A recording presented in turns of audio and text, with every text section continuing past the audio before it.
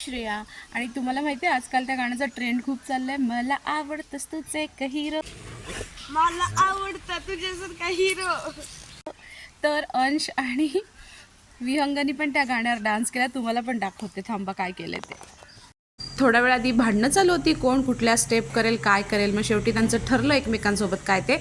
आणि मग अंश अशा प्रकारे विहंगाला रेडी करत होता डान्स. आणि एकच ना 2-3 परफॉर्मन्स करणार होता मी तुमच्यासाठी.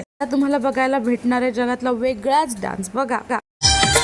मला आवडस तूच एक हिरो, बाकी तुझे समोर आख झिरो, ना बनवीन तुलाच मी हिरो.